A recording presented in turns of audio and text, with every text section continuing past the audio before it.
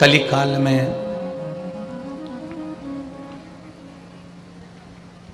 मुख से अगर एक बार भी परमात्मा के नाम का स्मरण हो जाए, भगवान की विरल भक्ति की प्राप्ति का केंद्र बिंदु बन जाए, भगवान के नाम का यदि एक बार भी स्मरण हो जाए तो समझ लेना कि आपकी और हमारी जिंदगी सार्थक हो गई, हमारा जीवन धन्य हो गया।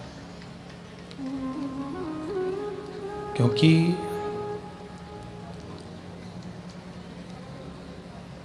तुलसी बाबा कहते हैं कि कलिकाल में भगवान के नाम का स्मरण मूल है।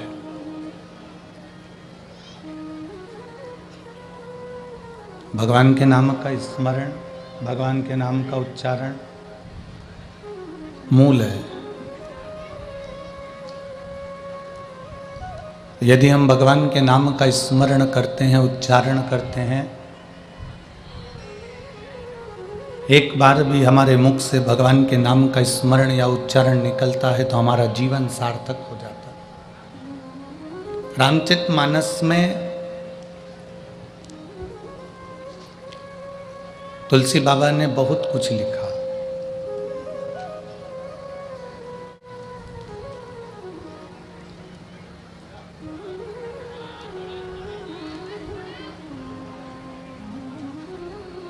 रामचरितमानस में तुलसीदास जी ने बहुत कुछ लिखा और उसमें सबसे ज़्यादा मुख्य मूल रूप से अगर कुछ है तो वो केवल कलयुग में भगवत नाम की आधारशिला है। कलयुग में भगवान के नाम की एक आधारशिला। शिव महापुराण की कथा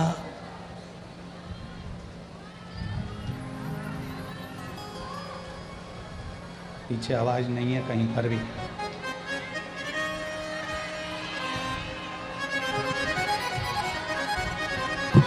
कलयुग में भगवान शिव के नाम की आधारशिला मूल है।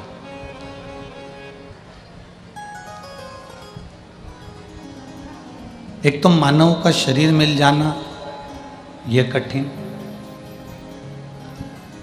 और उसमें भी मानव का शरीर मिलने के बाद यदि भगवान का भजन, गला पकड़ रहा है माइक बहुत ज्यादा, भगवान के नाम की अगर आधारशिला मिल भी जाए और मानव का शरीर अगर मिल भी जाए, मनुष्य का शरीर अगर प्राप्त भी हो गया तो उस मानव शरीर को प्राप्त करने के बाद में अगर भगवान शंकर की अविरल भक्ति हमारे जीवन में अगर हम धारण कर लें तो ये समझना कि हमारा पृथ्वी पर आकर जन्म लेना सार्थक हो गया और परमात्मा तक हम पहुंचने की सीढ़ी लगा ली।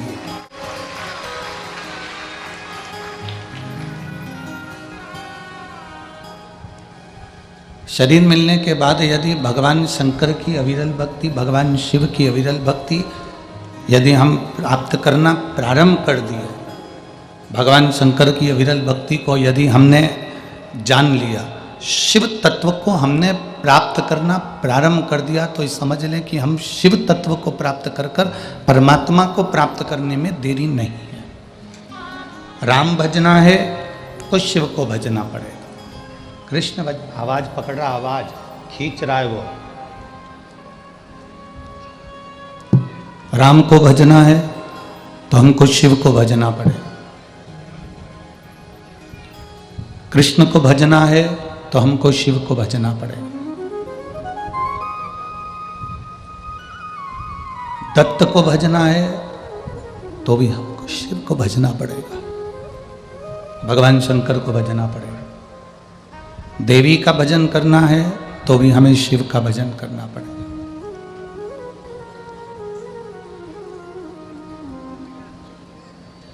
तैतीस कौटि देवी देवताओं में हम किसी का भी भजन करें,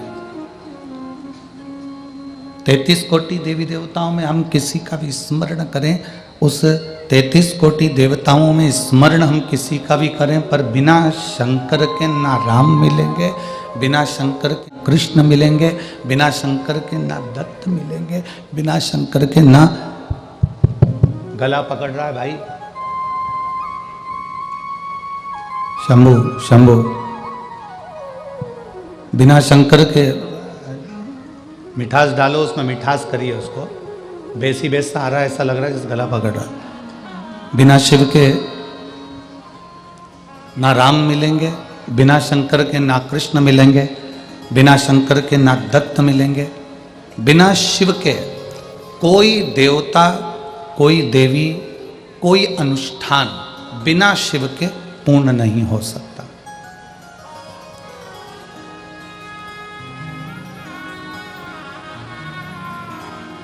आप अथक प्रयास कर लो।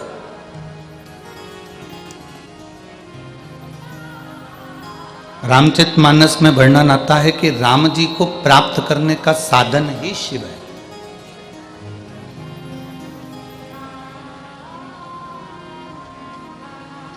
श्रीमद् भागवत में प्रसंग आता है कि भगवान कृष्ण को प्राप्त करने का साधन ही शिव है। बिना शिव के राम नहीं मिल सकते, बिना शिव के भगवान कृष्ण नहीं मिल सकते, बिना शिव के देवी नहीं मिल सकती, बिना शिव के दत्त नहीं मिल सकते, बिना शिव के आपको जिसका तुम भजन कर रहे हो, जिसका तुम स्मरण कर रहे हो, वो बिना शिव के मिल ही नहीं सकता। वो मिलेगा ही नहीं।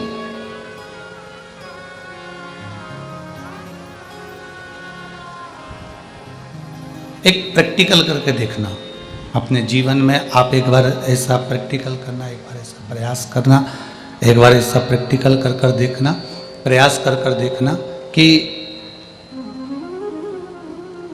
आप किसी भी देवता की माला करना, जो तुम्हारा मन पड़ जाए उस देवता की माला करो, उस देवी की माला करो। हमारी तरफ से पूर्ण तरह से स्वतंत्र है, पूर्ण तरह से छूट है।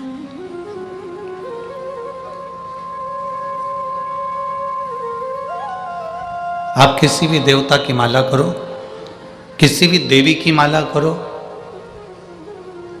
एक लोटा जल यदि आप भगवान शंकर को समर्पित कर कर आसन लगाकर माला करने बैठे हो, भगवान को भजने के लिए बैठे हो, शिव को जल चढ़ाकर अगर तुम भगवान का भजन करने बैठे हो, तो निश्चित तुमने जो माला करी है उसका फल तुम्हें 3 से 4 दिन में मिल ही जाता है। अगर शंकर को जल चढ़ाकर तुम माला करने बैठे हो तो।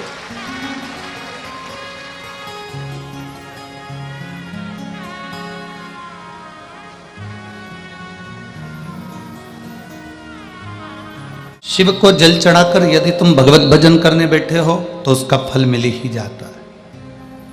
आप में से कितने लोग हैं जिन्होंने रामायण पढ़ी है या सुनी है? सबने पढ़ी है ना? रखो हाथ। कभी तो पढ़ी होगी, कभी तो सुनी होगी, कभी तो स्मरण किया होगा। अगर आपने रामायण पढ़ी है, सुनी है, देखी है, तो उसमें सबसे पहले जो चरित्र आता है रामचरितमानस में, सारे चरित्र बाद में आते हैं, सबसे पहले चरित्र आता है भगवान शंकर का।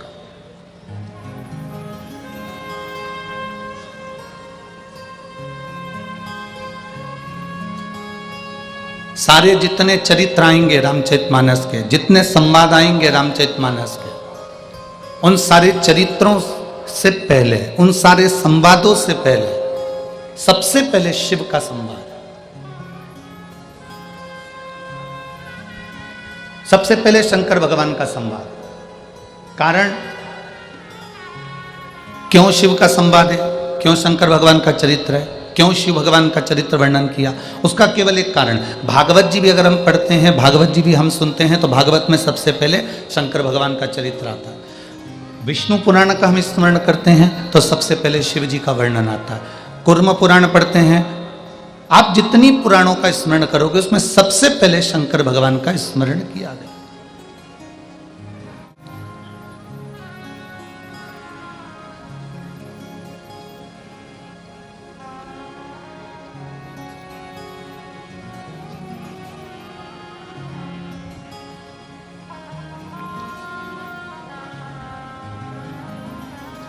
महाराष्ट्र की भूमि पर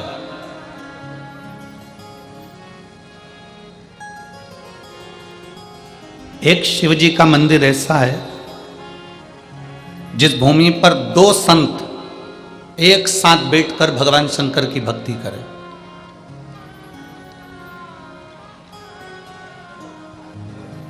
महाराष्ट्र की पवित्र भूमि पर एक शंकर का मंदिर ऐसा है जहां राष्ट्र के दो अनमोल हीरे, अनमोल संत, राष्ट्र के रतन, जिन्होंने शिव का दर्शन एक साथ किया,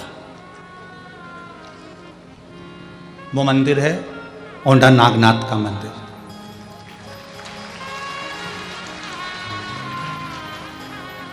औंढा नागनाथ के मंदिर में जब नामदेव जी महाराज भजन करने के लिए अंदर गए और वहां के पुजारी ब्राह्मण जन ने उन नामदेव जी महाराज को नृत्य करते हुए देखकर क्रोधित हो गए और उनको उठाकर मंदिर के पीछे फेंक दिया। गुरु नानक देव वहां से आ रहे थे और गुरु नानक देव जी अपनी मस्ती में मस्त, संत होता ही यही है, भगवान की भक्ति में इतना मस्त रहता है कि उसको दूसरे से कोई मतलब ही नहीं रहता। गुरु नानक देव जी आ रहे थे और गुरु नानक देव जी स्तुप्त होकर खड़े हो गए उस औंढा नागनाथ के मंदिर के दरवाजे पर।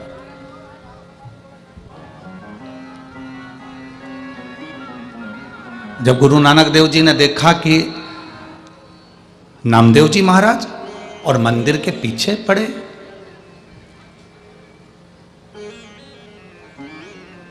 नामदेव जी महाराज का बहुत सारा समय पंजाब की धरा पर निकला था। कई शास्त्रों में तो वर्णन मिलता है कि 18 वर्ष तक संत नामदेव जी महाराज पंजाब की धरा पर गुरु नानक देव जी महाराज के सानिध्य में रहे, हमारे शास्त्र वर्णन करते हैं।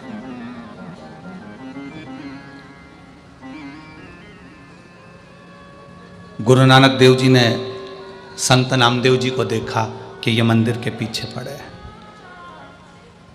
गुरु नानक देव जी ने आवाज लगाई, नामदेव, नामदेव। नामदेव जी उठकर खड़े होकर प्रणाम कर कर बोले, गुरुवर आप, स्वामी आप। गुरु नानक देव जी ने पूछा, नामदेव तुम्हें तो मंदिर के अंदर होना चाहिए था, तो तुम मंदिर के बाहर क्या कर रहे हो?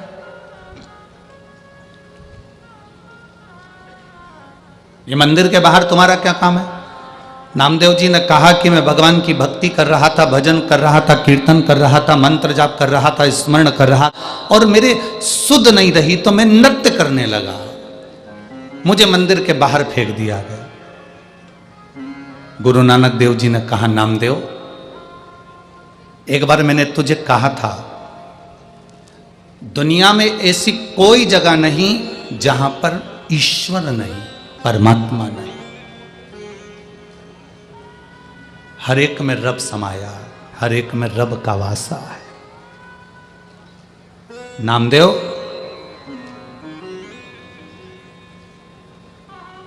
अगर तेरी भक्ति प्रबल है, तेरा विश्वास प्रबल है, तेरा भरोसा दृढ़ है, तो मंदिर का पिछाड़ा अगाड़ी होगा और अगाड़ी पिछाड़ी होगा। मंदिर का जो पीछे का हिस्सा है वो आगे हो जाएगा और आगे का हिस्सा पीछे। अगर तेरा विश्वास पक्का है, तेरा भरोसा पक्का है, तेरी दृढ़ता पक्की है, तो ये होकर ही रहेगा। सब कुछ विश्वास पर। ये जायसवाल परिवार में कथा हो रही है। श्री राजकुमार जी जायसवाल इस कथा को लिए हैं। कलयुग में कथा करवाना बहुत कठिन विषय है, बहुत कठिन।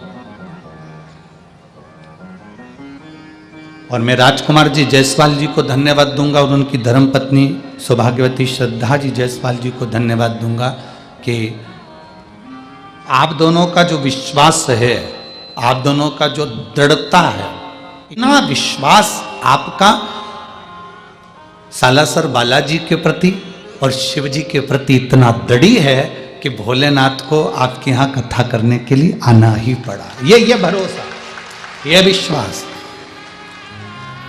और आप मानेंगे नहीं, मैं ये इस कथा को लाखों लोग आस्था चैनल पर देख रहे हैं, फेसबुक यूट्यूब पर श्रवण कर रहे हैं और कई लोग इस कथा को श्रवण कर रहे हैं। यवतमाल जिले से कई बार कथा के लिए फ़ोन आए। हमने एक ही बात उन लोगों को कही कि भाई ये कथा तो बनी में चली गई है, और वो भी यवतमाल जिले के अंतर्गत, वो भी यवतमाल जिले के अंतर्गत ही आती है। तो कथा तो कहीं पर, कथा तो जिले के अंदर ही हो रही है, उस कथा का लाभ आप सब लो। पर मुख्य एक ही बात कहने में आती है कि कहीं पूर्वजों का भाग्य प्रबल होगा, कहीं तुम्हारे माता पिता का भाग्य प्रबल होगा, कहीं उनका पुण्य भाग्य प्रबल होगा, और आप लोगों के पुण्य की गुल्लक भराई होगी, तब जाकर ये शिव महापुराण की कथा बनने में आई होगी। ये प्रभु कृपा।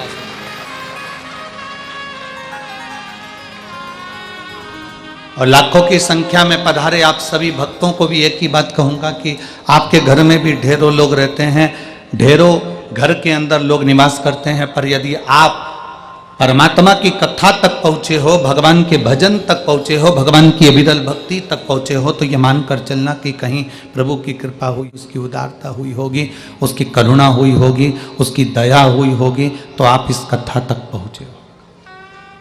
बहुत कठिन है, बहुत कठिन।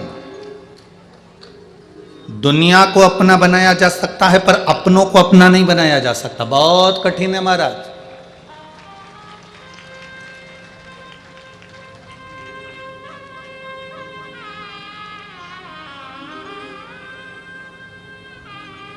कलयुग में 3 चीजें थीं।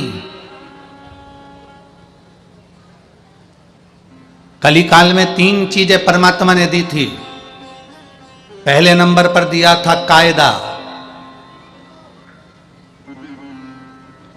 दूसरे नंबर पर दिया था वायदा। वायदा मतलब जानते हो, वादा। और तीसरे नंबर पर कलयुग में दिया था फायदा। परमात्मा ने 3 चीजें मनुष्य को दी थी कलिकाल में। पहले नंबर पर कायदा, दूसरे नंबर पर वायदा, तीसरे नंबर पर फायदा। अब 2 चीजें कलयुग से चली गई। पहले नंबर का कायदा, ना बड़ों का, ना छोटे का, ना नीचों का, ना ऊंचे का, ना किसी का, ना किसी का। कोई बड़ा, कोई छोटा, कोई कैसा, कोई कैसा, किसी का कोई कायदा नहीं करता। दूसरे नंबर पर वादा। आज के कलिकाल में कोई वादा नहीं है। कोई तुमसे 10,000 रुपये लेकर चले जाए, तुम वो कह देगा कि हम 15 दिन बाद दे देंगे। कोई वादा नहीं है महाराज। कलयुग में 3 चीजें थी, कायदा, वायदा और फायदा। कलिकाल में से 2 चीजें चली गई। पहले नंबर पर कायदा चले गया, दूसरे नंबर पर वायदा चले गया। कलयुग में केवल एक चीज रह गई, फायदा। आज का व्यक्ति ऐसा हो गया, उसका फायदा काय में है, बस वो देखता है और उसी के पास जाता है जहां उसका फायदा होना होता।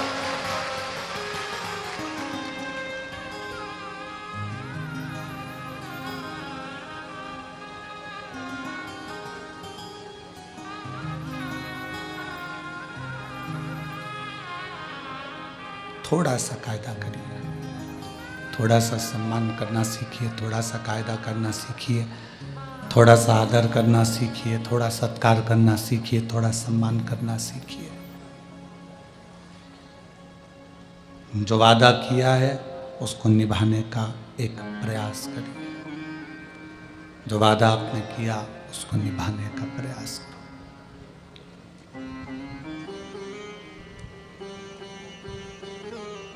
40 करोड़ रुपए कमाने वाला भी मरने के बाद 4 कंधे पर ही जाता है। 40 करोड़ के ढेर पर नहीं जाता। वनी में जाते हो तो बात दूसरी है। 40 करोड़ कमाने वाला भी 4 कंधे पर जाता है। 4 के सिवाय 5वां कंधा नहीं होता। 4 के सिवाय 5वां कंधा नहीं होता।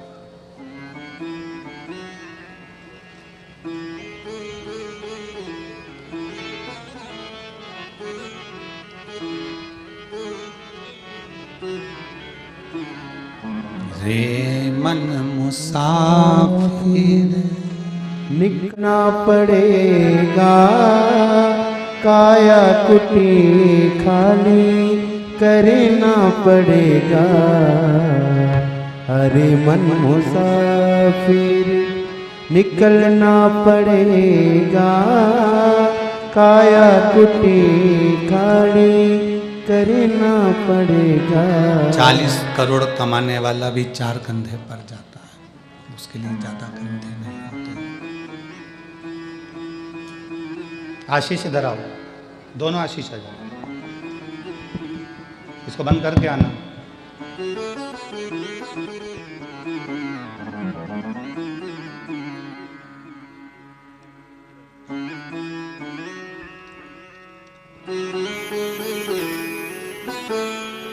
काया कुटी खाली करना पड़ेगा, हर मन मुसाफिरे निकलना पड़ेगा, काया कुटी खाली करना पड़ेगा।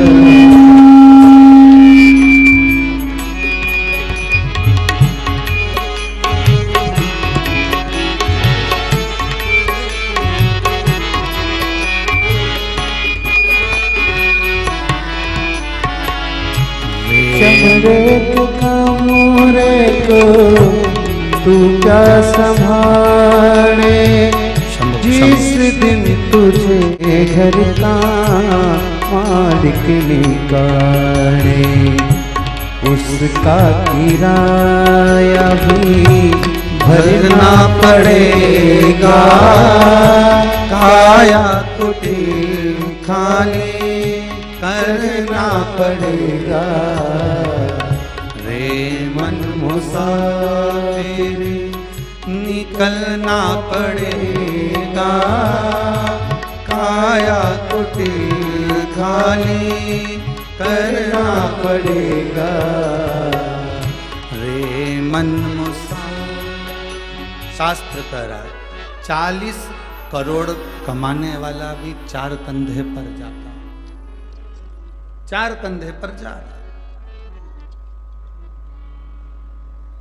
40 करोड़ के ढेर पर बैठकर कोई नहीं जाता। धन जोड़ा आपने, पैसा जोड़ा आपने, व्यापार किया आपने, पर इतना जरूर याद रखना, सब कुछ जोड़ना, उसके साथ में आप अपना व्यवहार जरूर जोड़ना, जो अंत समय तक जाने वाला है। आपका व्यवहार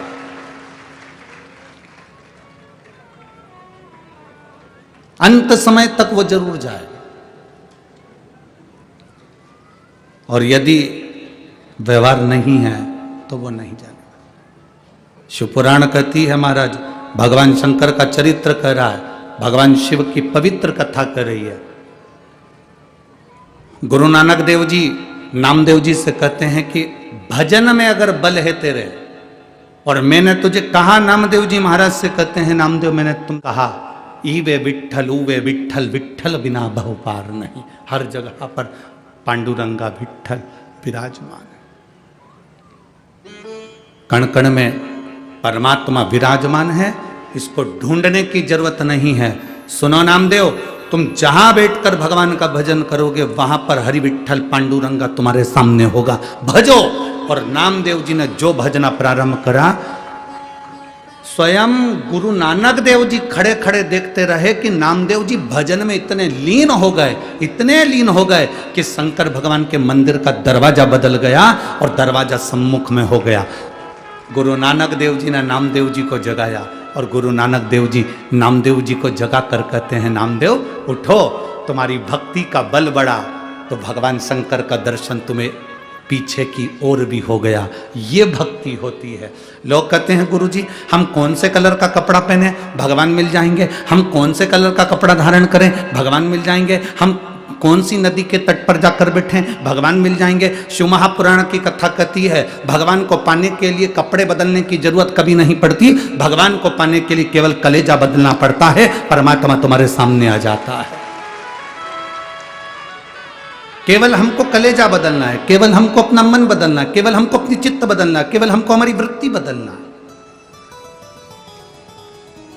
विचार और जल, ये दोनों गंदे नहीं होना चाहिए। विचार और जल अगर गंदे हैं, जल गंदा है तो आपको स्वस्थ नहीं होने देगा, आप बीमार की बीमार रहेंगे।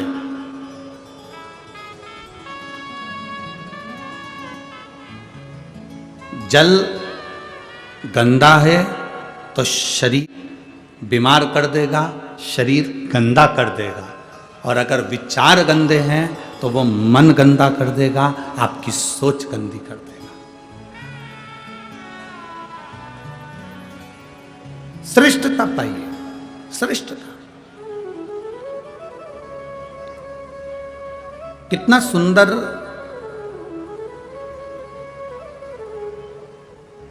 संवाद शिव महापुराण के अंतर्गत आता है।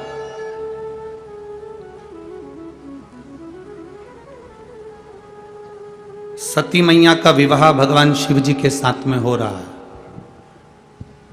माता सती भगवान शंकर जी के साथ में ब्याह रही है।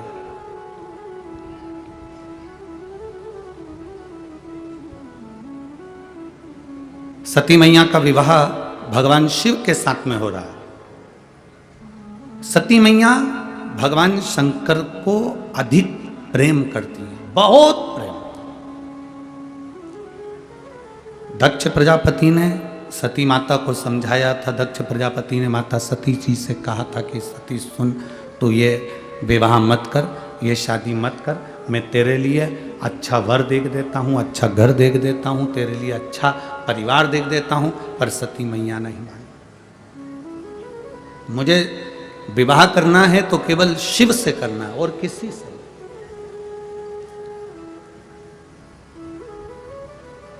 उसके सिवाय मुझे विवाह ही नहीं करना। मैं अगर विवाह करूंगी तो भगवान शंकर से करूंगी, शंकर के सिवा मैं किसी से नहीं करूंगी। एक भरोसा, एक विश्वास, एक दृढ़ता सती ने बना ली। माता सती ने एक दृढ़ता बना ली, एक विश्वास बना लिया, एक भरोसा बना लिया।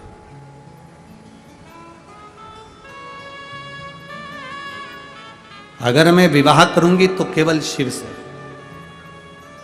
अब शंकर भगवान कहां रहते हैं? कैलाश पर। शिव जी कहां निवास कर रहे हैं? शमशान में। शिव जी कहां रह रहे हैं? पर्वत के ऊपर। सती मैया कहां रह रही है?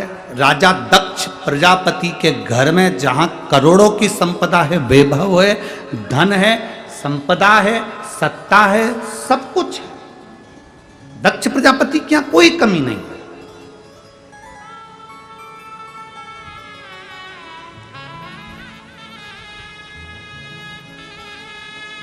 समझाया जा रहा है, सती मेरी बात मान ले तो विवाह मत कर। सती मेरी बात मान ले तो शिव से विवाह मत कर, तू और किसी से विवाह कर लेगी मैं चल जाएगा। कोई धनपति, कोई वैभवपति, कोई सत्तापति, कोई हमेशा ढूंढ लेते हैं जिसके साथ में सती तुम विवाह कर लो। सती तुम विवाह कर लो, हम ढूंढ लेते। सती ने सती कहती हैं मैं विवाह करूंगी तो केवल देवाधिदेव महादेव से करूंगी, इसके सिवा विवाह नहीं करूंगी। दक्ष प्रजापति ने भगवान शंकर को बुलाकर एक बात बड़ी सुंदर कही, और एक एक लड़के की बुद्धि में यह बात बैठना चाहिए जो शंकर भगवान ने दक्ष प्रजापति से कही। पहले दक्ष की बात सुन लेना, उसके बाद शंकर जी की बात सुन लेना।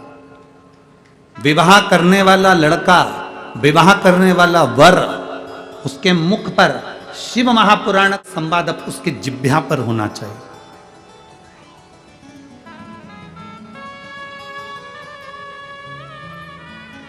दक्ष प्रजापति ने कहा सुनो शिव, मेरी बेटी सती का विवाह तुम्हारे साथ में हो रहा है।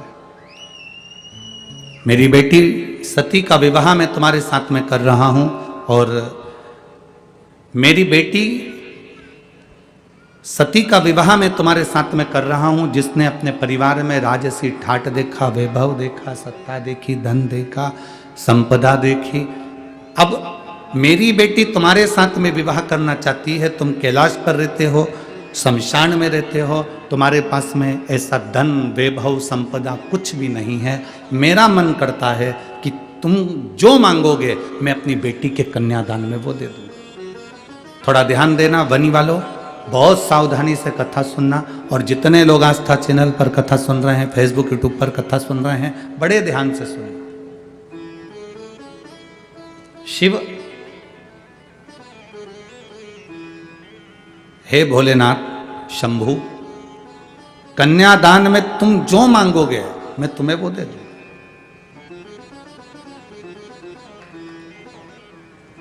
आज मेरी बेटी ब्याह रही है, तुम्हें जो चाहिए मांगो। भोलेनाथ जी ने कहा दक्ष प्रजापति को देखकर। दक्ष प्रजापति को जब देखा तो देखकर भगवान शिव ने, भगवान शंकर ने, ओघरदानी ने, त्रिकालदर्शी ने, कैलाशी ने, अविनाशी भगवान शिव ने देखा। और भगवान शंकर ने देखते ही दक्ष प्रजापति के हाथ जोड़ते हुए, क्योंकि ये सती के पिता हैं, मेरे ससुर हैं, सती के पिता हैं, मेरे ससुर हैं, तो हाथ जोड़ते जोड़ते उन्होंने निवेदन किया, हाथ जोड़कर निवेदन करा दक्ष प्रजापति से, ससुर जी, पिताजी, मैं आपकी बेटी की मांग में जो सिंदूर भरूंगा, बस वो सिंदूर भरी हुई बेटी मुझे कन्यादान में दे देना, और वही इतना वर जरूर देना कि सिंदूर जो उसकी मांग में भरा गया है, वो सिंदूर मांग में भरी हुई बेटी आज डोली में बैठ रही है, और ये वर देना कि वो मांग में सिंदूर भरी हुई बेटी एक दिन अंतिम समय पर अर्थी में परिलेटे,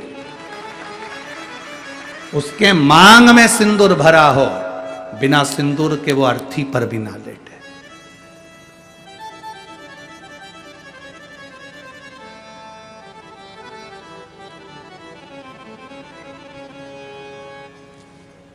शक्तिपीठ गए हैं? किसी शक्तिपीठ के दर्शन करें आप लोगों ने? हाथ तो उठाओ जरा। 52-51 जितनी शक्तिपीठों का स्मरण हमारे शास्त्रों में आता है, उन शक्तिपीठों में जाइएगा। उन शक्तिपीठों में माता पार्वती का स्थान नहीं है, उन शक्तिपीठों में माता सती का स्थान है, क्योंकि माता सती के प्राण छूट गए थे, शिवजी ने उनको कंठ धारण कर लिया था। भगवान विष्णु ने सुदर्शन चक्र भेजकर माता सती के शरीर के टुकड़े टुकड़े कर दिए थे। जितने टुकड़े होकर पृथ्वी पर गिरे वो सब शक्तिपीठ के रूप में निर्मित हो गए। और वहां आज भी माता सती के जहां अंग गिरे हैं, उन शक्तिपीठ पर आज भी तुम चुनड़ी चढ़ाओ ना चढ़ाओ, चूड़ी चढ़ाओ ना चढ़ाओ, उन शक्तिपीठ पर तुम हलवा पूड़ी चढ़ाओ ना चढ़ाओ, पर उन शक्तिपीठ का प्रमाण होता है कि उन पर आज भी सिंदूर और कुंकू जरूर चढ़ता है। उन शक्तिपीठ का निर्माण का सुख ही है। और किसी भी शक्तिपीठ पर जाओ, जितने तुम माता रानी के दर्शन करने के लिए जाओ, तुम चाहो जिस देवी के दर्शन करने के लिए जिस शक्तिपीठ पर चले जाओ, तुम्हारे को जिस शक्तिपीठ पर जाना है उस शक्तिपीठ पर जाओ। देवी का दर्शन करने के लिए, तुम माता रानी का दर्शन करने के लिए, तुम भवानी का दर्शन करने के लिए जिस शक्तिपीठ पर जाना चाहो उस शक्तिपीठ पर जाओ। वहां से कुछ लेकर आओ मत आओ, पर इतना जरूर याद रखना, कोई अगर शक्तिपीठ से आ रहा हो तो तुम्हारे मुख से निकलना चाहिए कि हमारे लिए प्रसाद भले मत लाना, पर वहां से थोड़ा सा सिंदूर कुंकू जरूर लेकर आना, रोली जरूर लेकर आना। वो हमारे लिए सौभाग्य का विषय है, वो हमारे लिए आनंद का विषय है।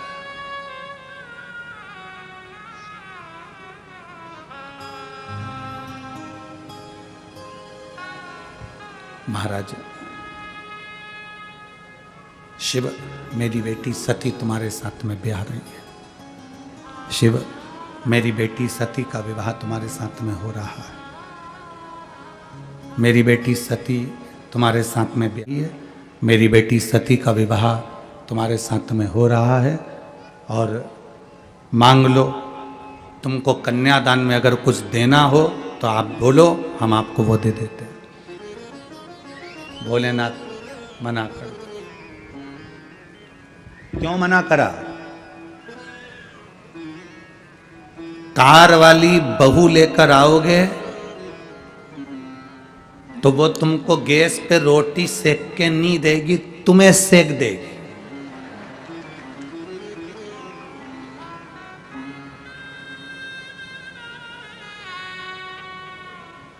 पर संस्कार वाली बहू लेकर आओगे तो जैसे वनी में शिव महापुराण की कथा हो रही है, ऐसी कथा तुम्हारे यहां भी हो जाएगी अगर संस्कार वाली लाओगे।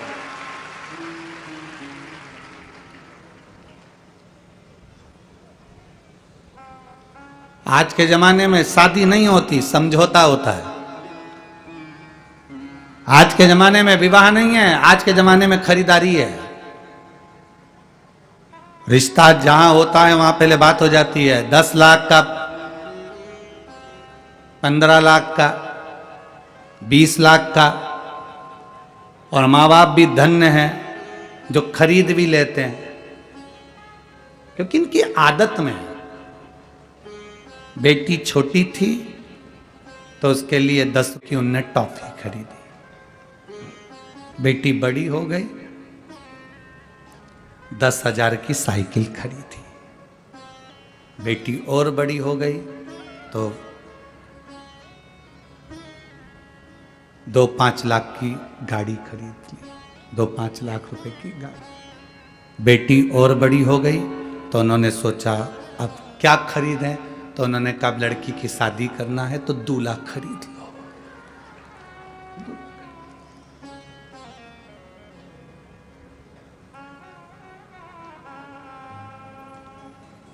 तुमने भी सोचा ससुर अच्छा मिला है, गाड़ी दे रहा है, जमीन दे रहा है, बेटी दे रहा है, half set, full set, sofa set सब दे रहा है। पर तुम ये अंदाजा नहीं लगा के बैठे कि उसकी बेटी जब तेरे यहाँ आएगी तो सोफा सेट तो रहेगा, हाफ सेट तो रहेगा, फुल सेट तो रहेगा, पर तू अपसेट रहेगा।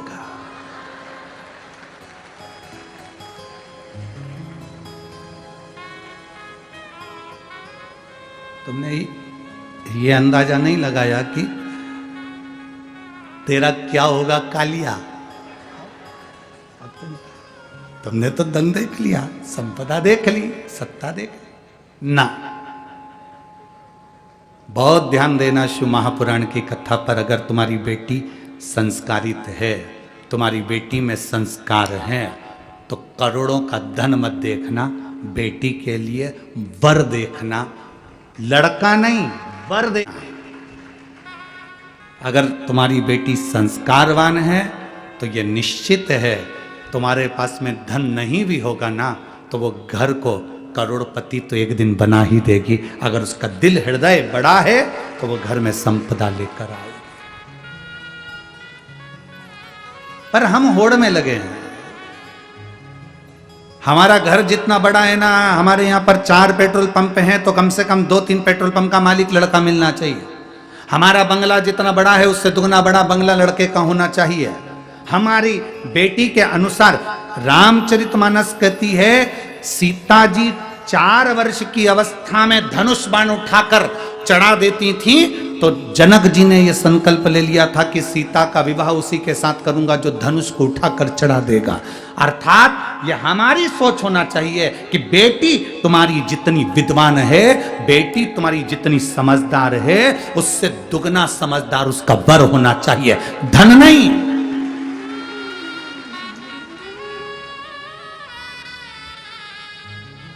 हम धन दुगना देखते हैं, हम संपदा दुगनी देखते हैं, हम पैसा दुगना देखते हैं, पर लड़का विवेक से दुगना नहीं देखते, बुद्धि से दुगना नहीं देखते कि हमारी बेटी के अनुकूल हो।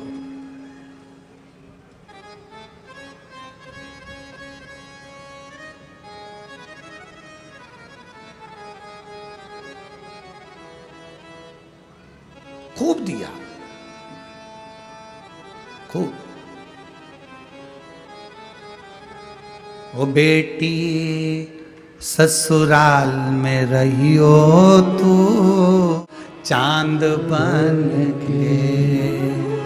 तुम भी बोलो एक बार, बेटी ससुराल में रहियो तू चांद बन के। हीरा और पन्ना की दुकान बन के, हीरा और पन्ना की दुकान बन के, बेटी ससुराल में रही हो तो चांद बन के। हमारे यहाँ बेटी की जब विदाई होती थी तो माताएं घर से कहकर भेजती थी, क्या लाइन बोलती थी? ओ बेटी ससुराल में रही हो तू, बोलो रे बनी वालो, चांद। कौन सी दुकान? जम के बोलो जरा। हीरा और पन्ना की दुकान बन के,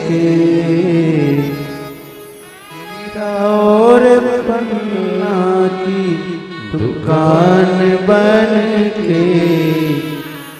इस लाइन में पान की दुकान नहीं बोली,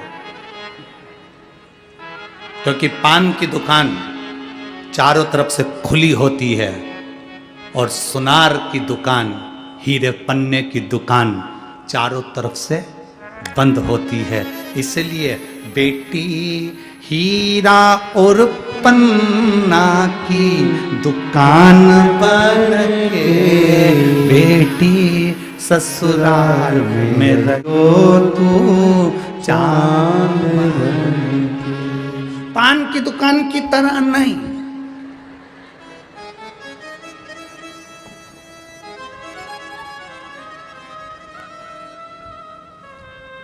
हीरा पन्ना की दुकान चारों तरफ से ढकी, चारों तरफ से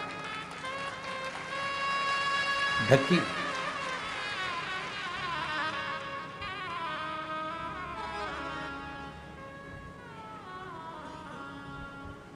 एक लाइन और बड़ी सुंदर है इस गीत में। सास ससुर जो पहले जागे तू पहले जग जइयो,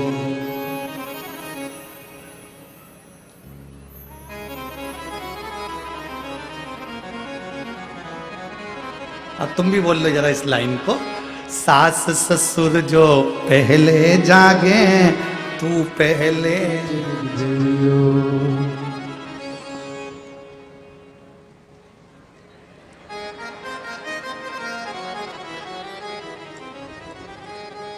आज की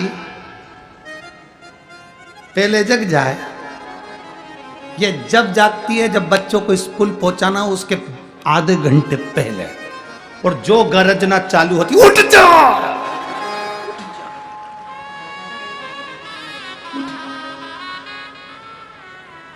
बच्चे तो नहीं उठते, पर पास में जो सो रहा है भेरू वो उठ जाता।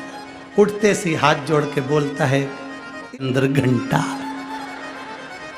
ए कुष्मांडा, कात्यायनी, कालरात्रि, हे काली, खप्पर वाली, आज क्या हो गया जो तू इतनी गरज रही है? तुम तो सोते रहो, बच्चों को जगा दो। मैं आई अब भी, और गई रसोई घर में 4-6 बर्तन फेंका फाकी करी। इतने में बेचारी सास जग कर बोली, बेटा एक काम कर, तू बच्चों को तैयार कर ले, मैं टिफिन बना दूंगी। वो तो चाहती यही थी कि डोकरी उठे, वो चाह ही रही थी कि उठे।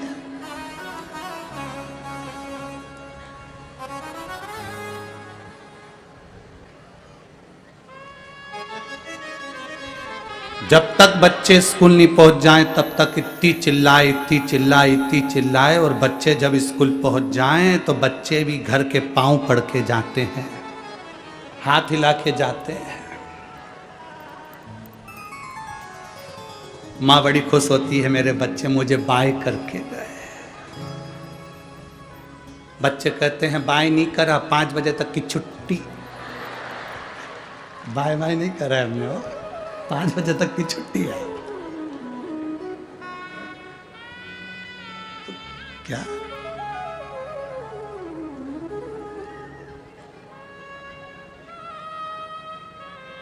कितना वर्णन है महाराज कितना।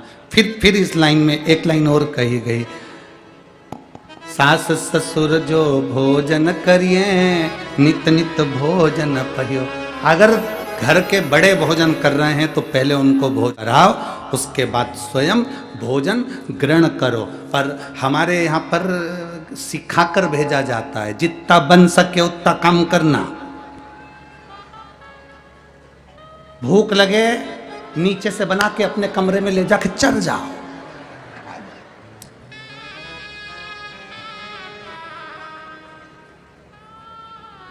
प्रयास करो, कोई घर में भूखा तो नहीं है। प्रयास करो, कोई घर में भूखा तो नहीं है, भोजन कराओ समय की अवस्था के अनुसार। हमारे ब्राह्मण भैया राजकुमार जी जायसवाल जी के यहाँ पर मंडल बना रहे थे, पूजन के जो मंडल होते हैं वो मंडल बना रहे थे। तो उनकी धर्मपत्नी वो श्रद्धा जीजी बाई वो ब्राह्मणों से बोली, पंडित जी मंडल बाद में बनाना, पहले भोजन करके आओ। उन्होंने कहा नहीं, हम पहले मंडल बना देते हैं पूजन के, फिर हम भोजन कर लेंगे। नहीं, पहले भोजन करो उसके बाद मंडल बनाओ। जाओ जरा, हम पहले मंडल बना लेते हैं। नहीं, पहले भोजन करो फिर मंडल बनाओ। फिर किसी ने पूछा, माता जी आप हमें भोजन करने का बोल रही हो, हम मंडल बना लेते हैं। नहीं, तुम लोग भोजन नहीं करो जब तक हम भोजन कैसे कर लें, इसलिए पहले तुम भोजन कर लो उसके बाद हम भोजन कर लें। ये संस्कार है, ये संस्कार होना चाहिए। घर के बड़े, घर के बुजुर्ग, घर के मेहमान, घर के अतिथि, घर के सम्मानीय व्यक्ति आपके घर में हैं तो पहला भोजन उनका होना चाहिए, पहला आदर उनका होना चाहिए, पहला सत्कार उनका होना चाहिए। घर के बड़ों के आगे, माता पिता के आगे, गुरुजन के आगे और परमात्मा के आगे जब हम शीश झुकाते हैं उसका फल मिलता जरूर। एक पत्र है देखिए,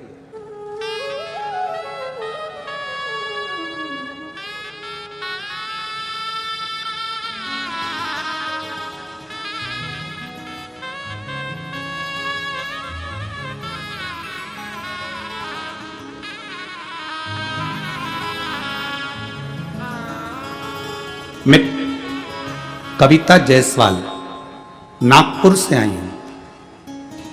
कहीं बैठी हो तो हाथ हिला सकती हैं, आप ही हैं, हाथ हिला दे। मैं कविता जायसवाल नागपुर से हूं गुरुजी। आपको भी प्रणाम और आपकी माता जी को भी प्रणाम, धन्यवाद। आपकी माता जी को भी प्रणाम जिन्होंने ऐसे पुत्र को जन्म दिया, जिन्होंने शिव महापुराण की कथा जनमानस को सुनाई, धन्यवाद। आपके कथा के माध्यम से एक लोटे जल का क्या महत्व होता है, हमारे भीतर एक विश्वास और श्रद्धा उत्पन्न करिए। 2020 से मैंने आपकी कथा टीवी पर सुनना प्रारंभ करी। मेरे 2 बेटे हैं, दोनों सीए की पढ़ाई कर रहे थे। दोनों बेटे कभी 2 नंबर से कभी 3 नंबर से रह जाते थे। बच्चे आए हैं साथ में, हाथ हिला दो बाबू, बधाई आपको पहले तो बहुत बहुत। 2-2, 3-3 नंबर से रह जाते थे। आज के समय के बच्चे कैसे शंकर जी पे भरोसा कर लें, क्योंकि आज वैज्ञानिक युग है और वैज्ञानिक युग में इतनी जल्दी विश्वास पैदा नहीं होता परमात्मा के प्रति। पर मेरे बच्चे जब 2-2 नंबर से रह रहे थे तो मैंने दोनों बच्चों से कहा कि अब की बार यदि एग्जाम देना तो शिव जी पे 1 लोटा जल चढ़ाओ, बेलपत्री में शहद लगाओ और भगवान शंकर को समर्पित कर कर फिर जाओ। बच्चे हंसकर कहते हैं, माँ बेलपत्री पर शहद लगाकर समर्पित करने से क्या रिजल्ट अच्छा आता है? मैंने अपने बच्चों से कहा, सियोर वाले महाराज कहते हैं दिल से पढ़ाई करो, डट के पढ़ो, जितनी तुम्हारी कैपेसिटी है उससे ज्यादा पढ़ो और भगवान शंकर पर भरोसा कर कर फिर जाओ। मेरे बेटों ने कहना माना, जल चढ़ाया और आज मैं बाबा को धन्यवाद देना चाहती हूँ। मेरे दोनों बेटे अच्छे नंबर से सीए में पास हो गए। मैं बाबा को धन्यवाद देने के लिए बहुत बहुत बधाई आपको बाबू, शिव तत्व प्राप्त हो। गुरुदेव मैं हमेशा सोचती थी सीहोर कहाँ जा पाऊंगी, कब जा पाऊंगी, पर मेरे पशुपतिनाथ व्रत का फल मिल गया, जो आप हमारे यहाँ शिव महापुराण की कथा करने के लिए पधारे, उसकी साधुवाद था। और मेरे दोनों बच्चे आज बाबा की कृपा से सिलेक्ट हुए हैं। बहुत बहुत साधुवाद बाबूजी, आपको बहुत धन्यवाद। बैठिए। शिव तत्व इसी को कहते हैं, औघड़ी शंकर इसी को कहते हैं। और तेरी कृपा बिना ना हिले एक भी, लेते हैं श्वास तेरी कृपा से तनो तनो। आप शिव पर जितना भरोसा करोगे, जितना विश्वास दृढ़ करोगे, वो उतना शिव आपके करीब में, आपके नजदीक। लोग कहते हैं गुरुजी, क्या शंकर भगवान की कथा सुनने से या शंकर जी पर एक लोटा जल समर्पित करने से क्या हमारा कार्य हो सकता है? मानो तो मैं गंगा मां हूं और ना मानो तो बहता पानी। आप मानो तो ये गंगा जल है, ना मानो तो बहता हुआ पानी है। आप मानो तो शिव महापुराण जगत की झोली भरने वाली है, और ना मानो तो केवल एक पुराण है, केवल एक पुराण। एक पत्र और है,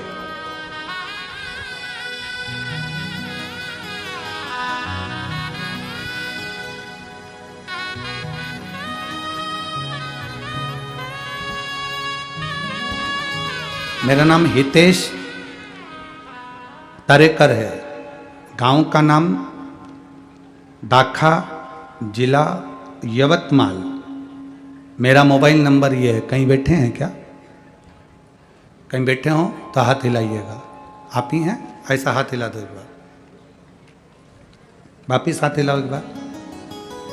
मेरा नाम हितेश तारेकर है, गांव का नाम दाखा, जिला यवतमाल। मेरा मोबाइल नंबर ये है। एक लोटे जल का मैं क्या वर्णन करूं गुरुदेव। जो लोग पत्र पढ़ते हो तो वो एलईडी पर या आस्था चैनल पर हमारे साथ में इस पत्र को साथ में पढ़ भी सकते हैं। मेरा नाम हितेश कर है, गांव का नाम दाखा, जिला यवतमाल। मेरा मोबाइल नंबर ये है। मैं एक लोटे जल का बेलपत्र का क्या वर्णन करूं गुरुदेव। मेरे पैर के घुटने में गठान हो गई थी। वो गठान 1.5 साल हो गए थे। डॉक्टर ने कहा था इसका ऑपरेशन होगा, और ऑपरेशन कर कर गठान निकाली जाएगी और जांच के लिए जाएगी। गुरुदेव, आज के समय में अगर गठान हो जाती है तो बड़ा भय लगता है, डर लगता है कि ना जाने कौन सी बीमारी हो गई, क्या करा जाए। और डॉक्टर ने कहा इस गठान को निकाल कर जांच के लिए भेजना पड़ेगा। तब मेरे पड़ोसी के कहने पर मैंने पहली बार आपकी शिव महापुराण की कथा सुनी और शंकर भगवान पे चढ़े हुए बेलपत्र को खाना प्रारंभ करा। जल चढ़ाता, बेलपत्र लाता, मेरी गठान गलना प्रारंभ नहीं हुई गुरुदेव।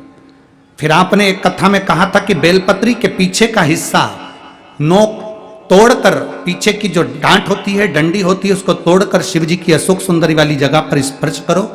उसको चढ़ाकर स्पर्श कर कर कुंदकेश्वर महादेव का नाम लेकर उसको खाना प्रारंभ करो। गुरुदेव, मैंने 22 दिन तक उस बेलपत्री के पीछे की डंडी को अशोक सुंदरी वाली जगह पर चढ़ाकर कुंदकेश्वर महादेव का नाम लेकर खाना प्रारंभ करा और बाबा से विनती करी, बाबा मेरे पाँव में गठान हो रही है, डॉक्टर के हिसाब से इसका ऑपरेशन कराकर ये मुंबई जांच के लिए जाएगी। बाबा ऐसी कुछ कृपा करो कि यह गठान गल जाए। बाबा ऐसी कृपा हुई, 22-23 दिन तक मैंने वो बेलपत्री के पीछे की डांट अशोक सुंदरी वाली जगह पर चढ़ाकर कुंदकेश्वर महादेव का नाम लेकर खाना प्रारंभ करा, और बाबा की कृपा से मेरा ऑपरेशन भी नहीं हुआ और मेरी गठान पूरी गल गई। मैं बाबा को यहाँ नमन करने के लिए आया। अब ठीक है बाबू, हाथ हिला दो एक बार। हर हर महादेव। बैठिए। श्री शिवाय नमस्ते।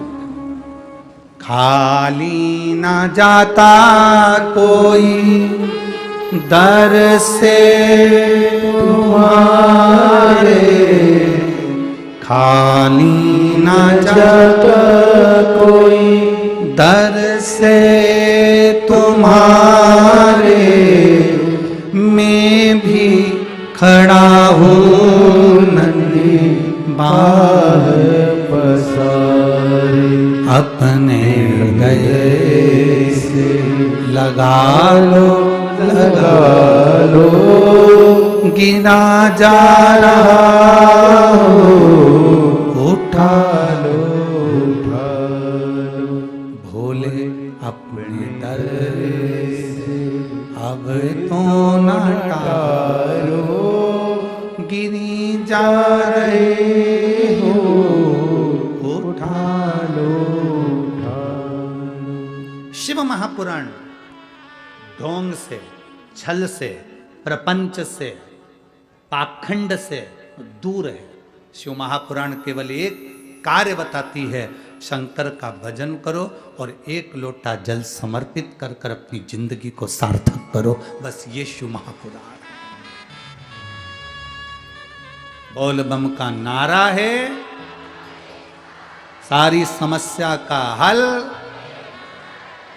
शिव को एक लोटा जल समर्पित करो।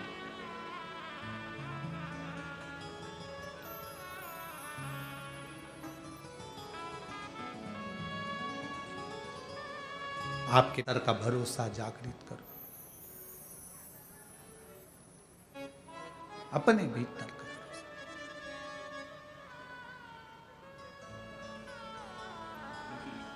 और जब भीतर का भरोसा जागृत होगा तो शिव को मिलने में कोई देरी नहीं होगी।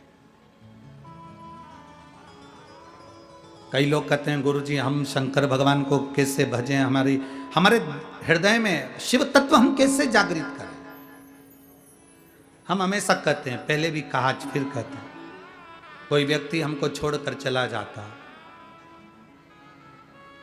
जिसके लिए तुमने बहुत कुछ किया, वही तुम्हें छोड़कर चला गया, धोखा देकर चला गया।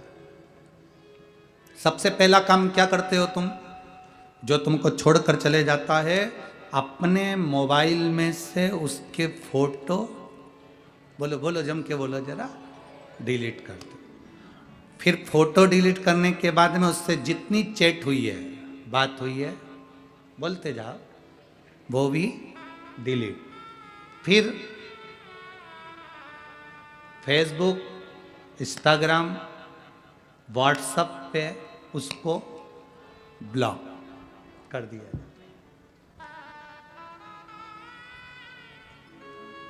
फोटो हटा दिए, चैट हटा दी, ब्लॉक कर दिया। पर ईमानदारी से बोलो, तुमने उसको जितनी बार साथ दिया, वो साथ दिया तुमने, तो तुम्हें वो 2-4 महीने में, 6 महीने में तुम्हें याद आएगा कि नहीं आएगा कि मैंने इसका इतना साथ दिया और फिर भी इसने धोखा दिया। ब्लॉक मोबाइल से कर सकते हो, फोटो हटा सकते हो, चैटिंग हटा सकते हो, सब कुछ कर सकते हो, पर दिल में रह कर आता है कि मैंने इतना करा था और इसने मेरा साथ नहीं दिया। कितना ही हटा लो, पर दिल में वो बात रह जाती है। उसी तरह शिव महापुराण की कथा कहती है, दुनिया के लोग कितना भी कह ले, हम मंदिर नहीं जाते, हम भगवान से कोई मतलब नहीं रखते, हमें शंकर जी से कोई मतलब नहीं, हमें एक लोटे जल से कोई मतलब नहीं, हम शंकर जी को नहीं मानते, ये सब ढोंग है, प्रपंच है, छल है, छिद्र है, सब इस तरह का व्यवहार करते रहते हैं। पर शिव महापुराण की कथा कहती है, तुम कितनी भी चैटिंग हटा लो, फोटो हटा लो, चाहे ब्लॉक कर दो, पर महादेव ने जब पृथ्वी पर जन्म दिया तो इसमें सिम पीट कर कर भेजा है, वो तुम्हारे दिल में रहता है, वो तुम्हारे भीतर है, वो परमात्मा प्रकट है तुम्हारे भीतर। बस तुम जब उसको पुकारते हो, दिल से पुकार लेते हो, वो तुम्हारे सामने आ जाता है। श्री शिवाय नमस्ते, तुमने दिल से पुकारा, वो तुम्हारे सामने आ गया।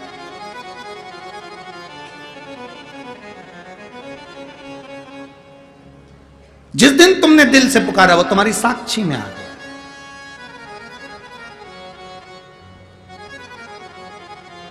एक प्रसंग आता है,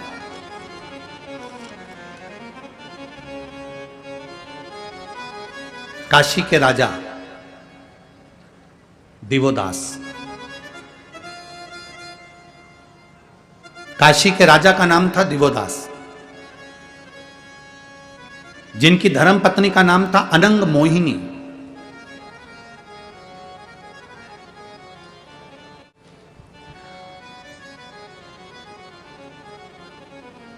अनंग मोहिनी का नियम था, गंगा जी का जल भरती थी लोटे में, पात्र में, और पति शिव जी की भक्ति में लगा रहता था तो उसको ले जाकर देती और शंकर जी पे जल समर्पित करती। दिवोदास की धर्म पत्नी अनंग मोहिनी का नियम था, काशी नरेश की धर्म पत्नी अनंग मोहिनी का नियम था शिव की भक्ति करना। एक बार अनंग मोहिनी आ रही थी,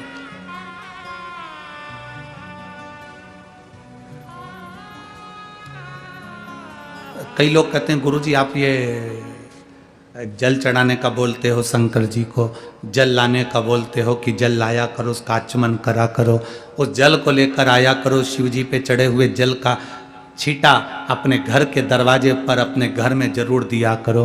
वो जल इतना कीमती क्यों है, वो जल की इतनी कीमत क्यों है? आप में से कितनी माताएं जो शंकर जी को चढ़ाए हुए जल को लेकर आती है? जरा हाथ उठाओ, लाते हो सब लोग? लाना चाहिए, रखो। उस कथा के स्मरण को जरा श्रवण करिए कि कथा स्कंद पुराण का ये चरित्र वर्णन कर रहा है। स्कंद पुराण को अगर आप पढ़ेंगे तो स्कंद पुराण के काशी खंड को पढ़िएगा। स्कंद पुराण के काशी खंड का यदि आप पढ़ेंगे तो उसमें वर्णन मिलेगा कि दिवोदास की धर्म पत्नी अनंग मोहिनी शंकर भगवान को चढ़ाने के लिए जल लेकर आती है, गंगा जी का जल लेकर चलती है, और गंगा जी का जल लेती हुई जब चली तो उसने क्या देखा कि कुछ दूरी पर एक बुजुर्ग माता पिता बूढ़े से बैठे हैं और वो कांख रहे हैं, वो चिल्ला रहे हैं।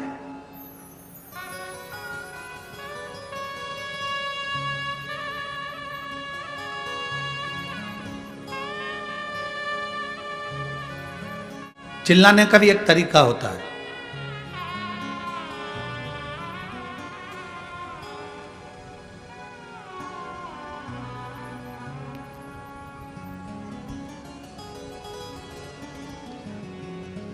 दो तरह के भिखारी होते हैं, इनकी अलग अलग क्वालिटी होती है भिखारियों की भी।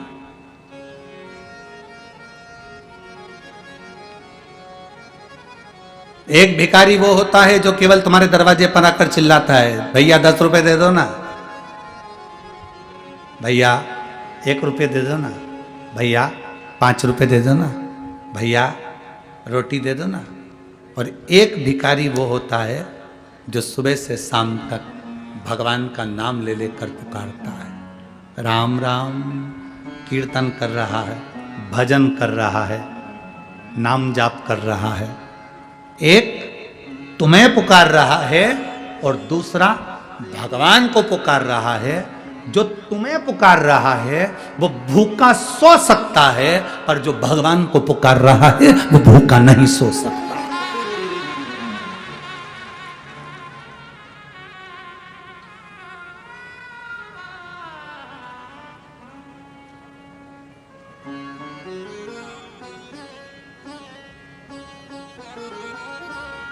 वो भूखा नहीं सो सकता।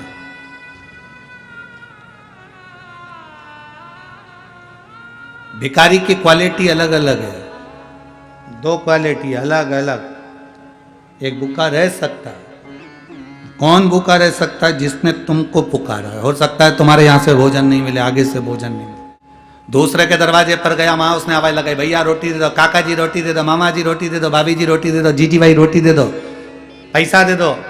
पर जो भगवान को पुकार रहा है, राम राम कृष्ण नाम शिव नाम हरि विठ्ठल पांडुरंगा राम कृष्ण हरि, भगवान का भजन कर रहा है, तुम्हारे दरवाजे पर खड़ा भजन कर रहा है, तुम्हारे दरवाजे पर आया और भगवान का भजन कर रहा है, उसको तुम भले कुछ मत दो, उसके भजन का बल बढ़ेगा ना, तो परमात्मा को भी नीचे आकर उसके कटोरे में रोटी देना ही पड़ेगा। भजन का बल बढ़ेगा तो वो देगा। आप ये मत सोचना कि शिव महापुराण की कथा हमने अभी अमरावती में सुनी थी, अभी हमने 40 गांव में सुनी थी, अभी हमने जलगांव में सुनी थी, अभी हमने यहां सुनी थी, वहां सुनी थी। ना ना ना, नागपुर सुनी ना। आपके स्मरण में रहना चाहिए कि मुझे भगवान को पुकारना है, मुझे शिव महापुराण की कथा तक जाना है, पंडाल में बैठकर मुझे कथा सुनना है। क्यों? क्योंकि मैं उसके दरवाजे पर बैठकर उसके नाम को अगर पुकारूंगी तो एक दिन वो भी कैलाश छोड़कर मेरी दुख की घड़ी में मेरे दरवाजे पर खड़ा मिलेगा। और त्रिकालदर्शी कैलाशी अविनाशी भगवान शंकर की कथा कर रही है। दिवोदास की धर्म पत्नी अनंग मोहिनी, काशी नरेश की धर्म पत्नी अनंग मोहिनी, और वो अनंग मोहिनी निकल कर जा रही थी। एक बुजुर्ग वृद्ध माता पिता बैठे थे, बूढ़े हैं, कांप रहे हैं, चिल्ला रहे हैं।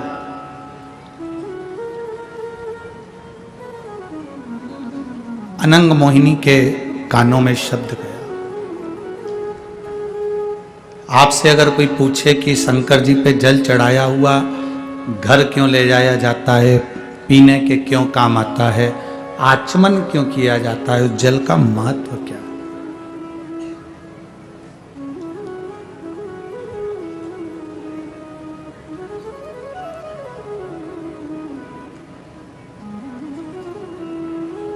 किसी किसी के घर में, किसी किसी शिव मंदिर में, थोड़ा ध्यान देंगे, किसी किसी के घर में ऐसी जो जलाधारी होती है ना, ये जलाधारी नीचे का हिस्सा समझना जरा अच्छे से, जलाधारी होती है, शिवलिंग अलग से होता है। किसी किसी के यहाँ ऐसा होता है, किसी किसी के यहाँ इस जलाधारी में ही शंकर भगवान एकदम फिट होते हैं। जलाधारी के साथ में शिवलिंग फिट होता है। और किसी किसी के यहाँ पर जलाधारी होती है तो शिवलिंग उठ जाता है, रख दिया जाता है, साफ कर कर वापिस शिवलिंग को रख दिया जाता है, या स्नान कराया जाता है तो शिवलिंग रखा जाता है। अब कई लोगों के मन में एक प्रश्न आ जाता है कि गुरुजी हमारे यहाँ जो शिवलिंग है, हमारे यहाँ जो शिवपिंडी है, हमारे यहाँ जो शंकर जी की पूजन करते हैं उसमें जलाधारी अलग है, शिवलिंग अलग है, तो क्या मंदिर में भी कई मंदिरों में ऐसा होता है कि जलाधारी होती है, शिवलिंग अलग से होता है, स्नान कराओ, पूजन करो, आराधना करो, नीचे उसमें जल भर जाता है, दही दूध भर जाता है तो लोग उसे साफ कर देते हैं। इसका महत्व क्या है?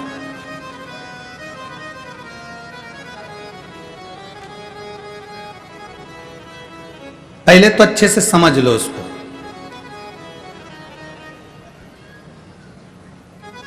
चाहे तुम्हारे घर में पूरा शिवलिंग बना बनाया हो वो भी श्रेष्ठ है, चाहे तुम्हारे मंदिर में घर में जलाधारी अलग हो और शिवलिंग अलग से रखा हुआ हो वो भी श्रेष्ठ है। बस अंतर एक है, केवल एक अंतर उसमें भारी है। कौन सा अंतर भारी है? कि जो शिवलिंग फिट है, जो शिवलिंग उसमें लगा हुआ है, उसकी आप आराधना कर रहे हैं, उसमें आप जल चढ़ा रहे हैं, भक्ति कर रहे हैं, आराधना कर रहे हैं, उसका भी फल पूरा मिलेगा। जो शिवलिंग अलग से है, उस जलाधारी पर रखा हुआ है, उसकी आराधना कर रहे हैं, उसका भी फल पूरा मिलेगा। पर अंतर इतना आता है कि जैसे जो फिट शिवलिंग है जलाधारी के साथ रखा हुआ, उस पर एक बेलपत्र चढ़ाई हुई, एक बेलपत्र चढ़ाई हुई हजारों फल देने वाली होती है। जो अलग शिवलिंग अलग जलाधारी होती है, उस पर एक बेलपत्र भी अगर हम चढ़ा रहे हैं तो वो सहस्त्र सहस्त्र फलदायी प्रदान कर देती है। उसमें कई लोगों के मन में एक संशय हो जाता है, हमारे नीचे का जो जलाधारी है वो चांदी की है, शिवलिंग नर्मदा के कंकर का। कई बार किसी के मन में आ जाता है कि हमारे यहाँ जलाधारी अलग है पीतल की, शिवलिंग हमारे यहाँ कांच का है, स्फटिक का है, पारद का है या पाषाण का है, तो क्या फल देगा कि नहीं देगा? क्यों नहीं देगा? अब आपसे पूछते हैं, गंगा जी के जल को गंगाली जानते हैं आप लोग? ये सब गंगा भर के लाते हैं ना, वो पेक रहती है, उसमें सील लगी रहती है, होती, क्या बोलते हैं इसको यहाँ पर?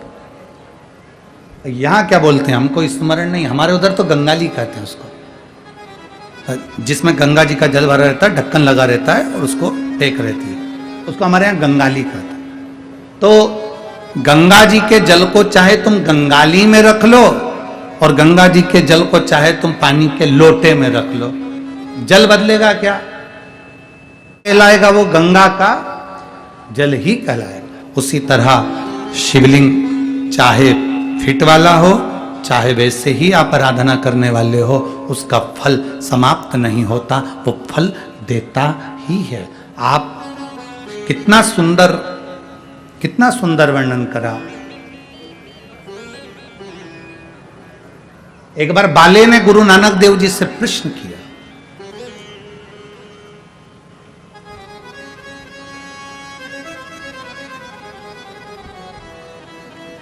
बड़ा विचित्र सेवक था ये बाले, भगवान गुरु नानक देव जी का बड़ा विचित्र। उसने एक प्रश्न किया, गुरु नानक देव जी से प्रश्न किया कि गुरुवर आपसे एक प्रश्न है, क्या मेरा रोज गुरुद्वारे जाना जरूरी है? क्या मेरा रोज मंदिर जाना जरूरी है? क्या मेरा रोज परमात्मा की चौखट पर जाना जरूरी है?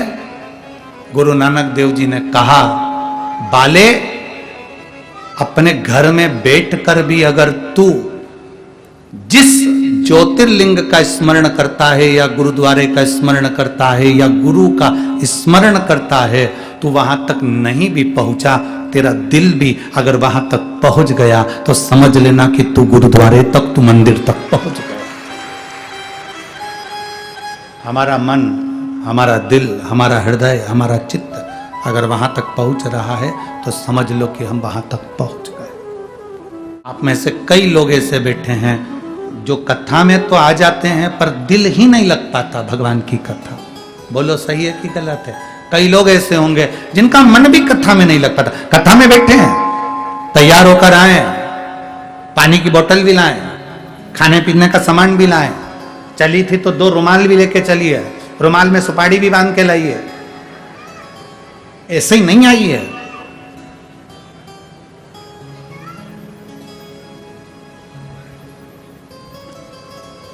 दिल भी तो लगना चाहिए, मन भी तो लगना चाहिए। जहां मन परमात्मा से लग जाता है फिर परमात्मा हमसे दूर नहीं रहता, हम परमात्मा के करीब में पहुंच जाते हैं और परमात्मा हमारे करीब में आ जाता है। हमारा मन परमात्मा से। एक पत्र है, देखिए,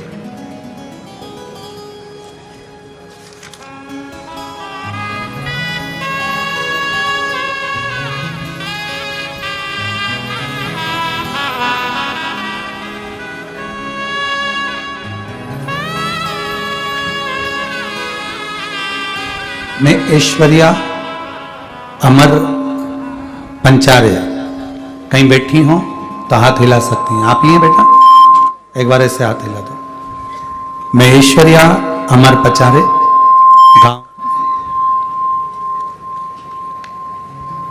गांव महाकालपुर, तहसील बनी, जिला यवतमाल।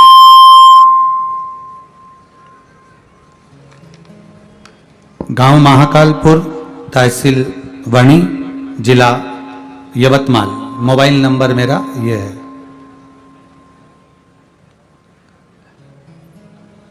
मैं बाबा का क्या गुणगान करूं गुरुदेव। मेरे बाबा ने मुझे दुख से निकालकर खुशियां प्रदान करी। गुरुदेव 7 साल की थी तब से मुझे मिर्गी की बीमारी थी। आज 27 साल की हो गई, बीमारी झटके आते रहे, तकलीफ बहुत रही। शायद ही कोई ऐसा हॉस्पिटल हो जिसमें हमारा इलाज नहीं हुआ। सारे इलाज करवाए पर कोई फल नहीं। 2021 में मेरी छोटी बुआ ने टीवी पर पहली बार कथा सुनी और पहली बार जब कथा सुनी तो सुनकर देखा, फिर हमसे कहा कि कथा सुनना प्रारंभ करो। हमने अपनी बुआ से कहा, क्या कथा सुनने से मिर्गी की बीमारी ठीक हो सकती है क्या? ऐसा होता है क्या? बुआ कहने लगी, तेरा मन हो तो सुन, एक बार कथा तो सुन। हमने कथा सुनना प्रारंभ किया गुरुदेव। कोई ऐसा हॉस्पिटल नहीं बचा था 27 साल में जिसमें इलाज नहीं करवाया हो इस मिर्गी की बीमारी का। कथा सुनने पर आपने कथा में कहा कि 1 लोटा जल शिव जी को चढ़ाना प्रारंभ करो, बाबा का गुणगान करना प्रारंभ करो, श्री शिवाय नमस्तुभ्यम बोलना प्रारंभ करो। हम बाबा का वही मंत्र का जाप करने लगे, शिव जी को जल चढ़ाने लगे।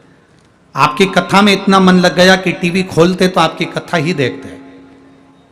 आपने एक कथा में फुलेरा दूज का एक उपाय बता दिया, और फुलेरा दूज में आपने कहा था हरतालिका तीज के दिन, हरतालिका तीज फुलेरा दूज का उपाय बताया, जो कि शिवरात्रि के बाद में जो फुलेरा दूज स्मरण आप करते हैं, सीहोर में जो अनुष्ठान करते हैं रुद्राक्ष उत्सव, उसमें वो फुलेरा दूज पड़ती है। उसी फुलेरा दूज में आपने मिर्गी का एक उपाय बताया। उस मिर्गी का उपाय हमने फुलेरा दूज के दिन करना प्रारंभ करा। साल में 1 बार फुलेरा दूज आती है गुरुदेव, और वही उपाय आपने जैसा बताया था वैसा ही हमने करा, और करने के बाद बाबा पे चढ़ा हुआ जल पीना प्रारंभ करा और फुलेरा दूज का वो उपाय करा। आज बाबा को मैं धन्यवाद देने के लिए बैठी हूँ। पूरा 1 साल हो गया गुरुदेव, मेरे को कोई झटका नहीं आया और मेरी मिर्गी की बीमारी ठीक हो गई। मैं बाबा को यहाँ धन्यवाद देने के लिए आई हूँ। गुरुदेव, शिव शिव है, बाबा बाबा है। गुरुदेव, बाबा से बस यही प्रार्थना है कि जो दिल से पंडाल में बैठकर मांगता है, बाबा उसको दिल से छप्पर फाड़कर देता है। ये बाबा की कृपा है। गुरुदेव, बाबा बाबा है और वो जगत का पिता है। मैं पंडाल में हूँ, बाबा को नमन करती हूँ। आपसे केवल एक बेलपत्री की चाह करती हूँ। आजा, ले जा, आजा आजा, ले जा। एक बेलपत्री की चाह करती हूँ, बस बाबा से यही प्रार्थना। शिव तत्व है महाराज, औघड़ी है शंभु, औघड़ी। और खाली ना जाता कोई दर से तुम्हारे, खाली न जाता कोई दर से तुम्हारे, मैं भी खड़ी हूँ बाह पसारी, अपने गले से लगा लो, लगा लो, गिरा जा रहा हूँ, उठा लो, उठा लो, भोले अपने दर से अब तो ना टारो, गिरी जा रही हूँ, उठा लो, उठा लो। शिव तत्व है, शंभु औघड़ी है, दयालु है, त्रिकालदर्शी है, कैलाशी है, अविनाशी है। सहज नहीं है शंकर, सहज।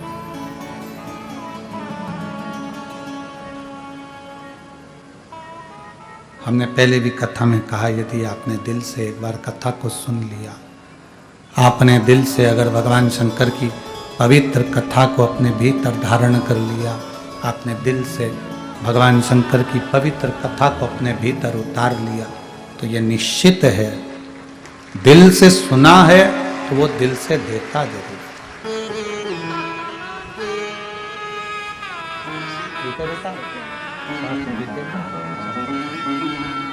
श्री शिवाय। शिव तत्व है महाराज, औघड़ी है शिव, त्रिकालदर्शी।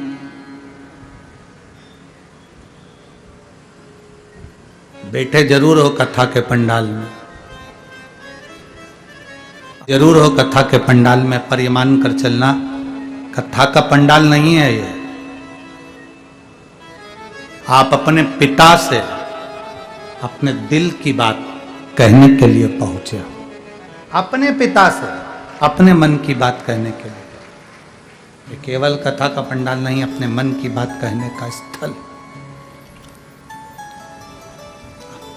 अनंग मोहिनी दिवोदास राजा की धर्म पत्नी निकल कर जा रही है और उसने 2 वृद्धों को देखा, कांख रहे हैं। चिल्ला रहा है, रो रहा है।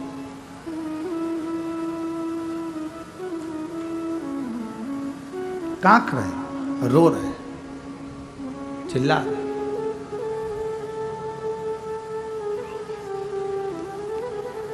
जल लेकर आवाज सुनते ही दिवोदास राजा की धर्मपत्नी अनंग मोहिनी उन बुजुर्ग के पास में पहुंचे, उन बुजुर्गों के पास में पहुंचे। बाबा क्या हुआ? आप कांप रहे हो, आवाज लगा रहे हो, चिल्ला रहे हो, हुआ क्या? क्या कष्ट है आपको? क्या तकलीफ है आपको? क्या दुख है आपको? क्या हुआ है?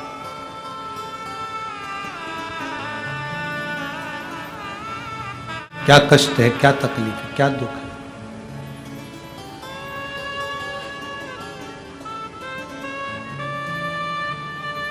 हाथ जोड़ रहे हैं दोनों बुजुर्ग, बूढ़े माता पिता जो बैठे थे वहां बुजुर्ग, शरीर में कष्ट हो रहा था, भयंकर स्वरूप था, पूरा शरीर गल सा रहा था, नेत्रों से नीर बह रहा था।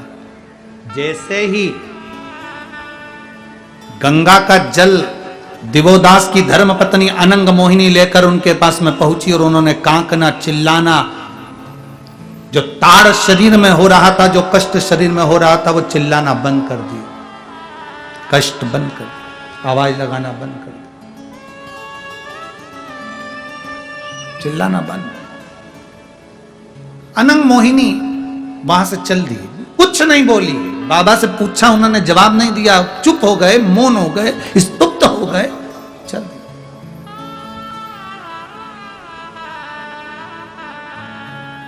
कितना सुंदर कहा है महाराज, कितना सुंदर। इतनी देर से वो दोनों चिल्ला रहे थे, इतनी देर से वो दोनों चिल्ला रहे हैं, आवाज लगा रहे हैं, कांक रहे हैं, कांक रहे हैं, चिल्ला रहे हैं, आवाज लगा रहे हैं।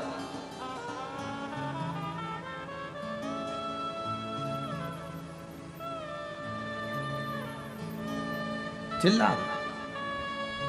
और जैसे ही अनंग मोहिनी उनके पास में पहुंची और उन्होंने चिल्लाना बंद कर दिया, आवाज लगाना बंद कर दिया। बहुत ध्यान देना, दुकान पर बैठे हो आप, शिव जी के मंदिर में नहीं जा पाए, आप दुकान के सामने से कोई एक लोटा जल लेकर अगर शंकर जी के मंदिर जा रहा हो, मात्र उसका दर्शन कर कर भी अगर आपके मुख से श्री शिवाय नमस्तुभ्यम निकल जाए तो समझ लेना कि आधा पाप आपका समाप्त हो गया, आधा दुख आपका समाप्त हो गया। एक पत्र है, देखिए,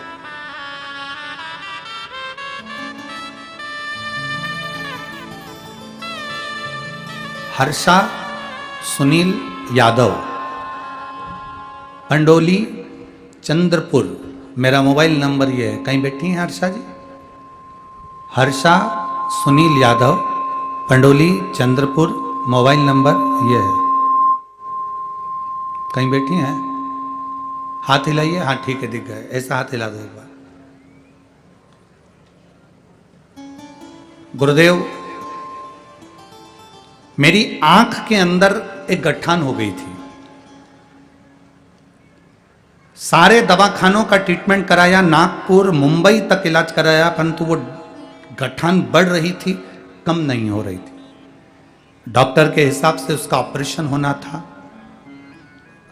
गठान को निकालकर, क्योंकि वो गठान फैलती जा रही थी, इसलिए उसका ऑपरेशन होना, उसको निकालकर जांच के लिए भेजना जरूरी था।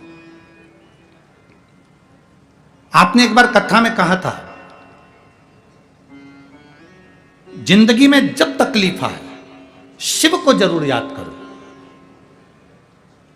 गुरुदेव, शिव चतुर्थी की पूर्णिमा की रात को आपने एक 31 बेलपत्री का उपाय बताया था। आप जब उपाय बताते हो तो लोग कहते हैं कि ये टोटके वाला बाबा है, टोटका बताता है, पर गुरुदेव आपका एक एक उपाय आप नहीं बोलते, स्वयं महादेव व्यासपीठ से बोलता है। आपका उपाय नहीं रहता, शिव उपाय बताता है। आपने शिवरात्रि के दिन रात्रि के पूर्णिमा शिवरात्रि की चतुर्थी के बाद की जो पूर्णिमा है, रात को 31 बेलपत्री का उपाय करने को बोला था, जो 12 बजे रात को चढ़ाना था। मेरे घर के लोग आश्चर्य कर रहे थे, क्या ऐसा करने से कोई गठान गल जाती है? आंख में गठान है और बड़ी बीमारी के चांस हैं, इसको ऑपरेशन कराओ, ये क्या फालतू का काम कर रहे हो? फिर भी गुरुदेव, मेरा विश्वास शिव पुराण पर था, मैंने आपकी वाणी पर भरोसा करा और वो रात को 12 बजे उपाय करा। 31 बेलपत्री चढ़ाकर लाना, उस बेलपत्री का स्मरण कर एक एक बेलपत्री को 31 दिन तक पाना, वो करा मैंने। बाबा की ऐसी कृपा हुई गुरुदेव, मेरी आंख में जो गठान हो गई थी आज बाबा की कृपा से पूरी गल चुकी है, मैं पूर्ण तरह से स्वस्थ हूं। और बाबा को प्रणाम करने के लिए हम यहां आ गए। अब ठीक है बाबू, हाथ हिला दो एक बार। पूर्ण तरह से ठीक है, आंखें ठीक। श्री शिवाय नमस्तुभ्यम। मैं जायसवाल परिवार को भी धन्यवाद देना चाहती हूं।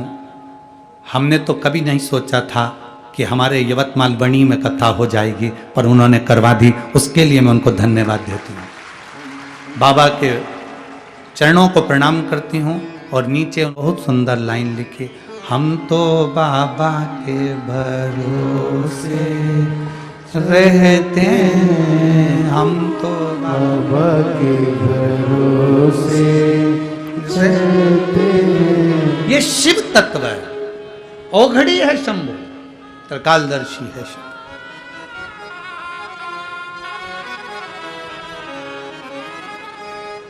आपने उसको पुकारा, आपने उसको भजा, आपने उसको स्मरण किया, वो तुम्हारे सम्मुख में आकर खड़ा। शिव मंदिर तक नहीं जा पा रहे हैं, शंकर जी को एक लोटा जल नहीं चढ़ा पा रहे हैं, शिव जी के मंदिर तक नहीं पहुंच पा रहे हैं।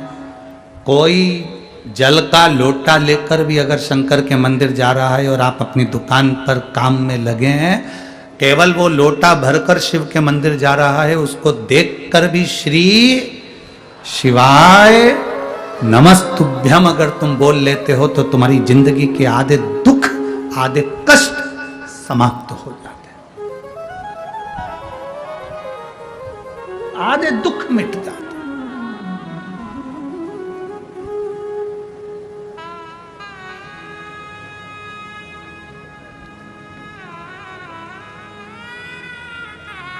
शंकर भगवान के भक्त को देखकर कभी हंसो नहीं, शिव के भक्त को देखकर कभी ताना कसो नहीं। शंकर के भक्त अड़भंग होते हैं, इनको देखकर कभी अपशब्द मत कहो, इसका भुगतान भोगना। ये कथा कर रही है अनंग मोहिनी की देव, यहां कथा कह रही है देवोदास की धर्म पत्नी की। कितना दुख पड़ता, कितना कष्ट। और बहुत ध्यान दो, तुम्हें मालूम पड़ जाए कि टीवी पर आस्था चैनल पर शिव महापुराण की कथा आपको सुनने को मिल रही है, आप उसको तुरंत निकालो, सुनो, उसका स्मरण थोड़ी सी देर की भी हमारे भीतर जाएगी, वो हमको सुख देगी। आपके यवतमाल जिले में कथा हो रही है, बनी में कथा हो रही है, 100, 500, 150, 350, 60 किलोमीटर की दूरी पर भी आप रहते हो, तो प्रयास करना कि हम भी एक दिन शिव महापुराण की कथा में पहुंचे, हाजिरी लगा।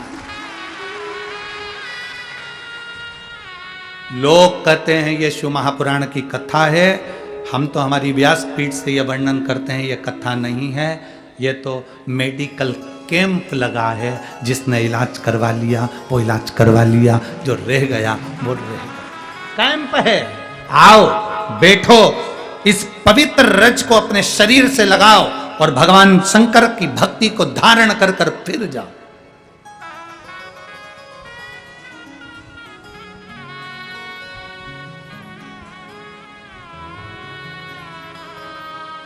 भगवान की अविरल भक्ति को धारण करो, अविरल भक्ति।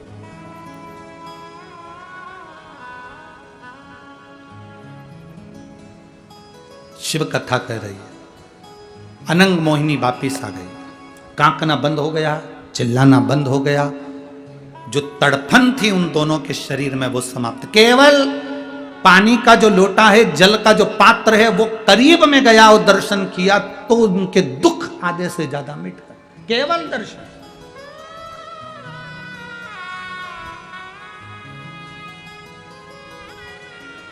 श्री शिवाय नमस्तुभ्यं। श्री शिवाय नमस्तुभ्यं। श्री शिवाय नमस्तुभ्यं। श्री शिवाय नमस्तुभ्यं। श्री शिवाय नमस्तुभ्यं। भोला सब दुख काटो मारा, ओ भोला सब दुख काटो मारा। शिव शंकर जपो तेरी माला, भोले बाबा जपो तेरी माला। भोला सब दुख काटो मारा, ओ भोला सब दुख काटो मारा। वेश है मंगल मंगलकारी, वेश है मंगल मंगलकारी। शमशान वासी हमारा, शमशान वासी हमारा। ओ भोला सब दुख काटो हमारा, ओ भोला सब दुख काटो हमारा। शिव कथा कर रही है, केवल मंत्र का स्मरण ही बहुत।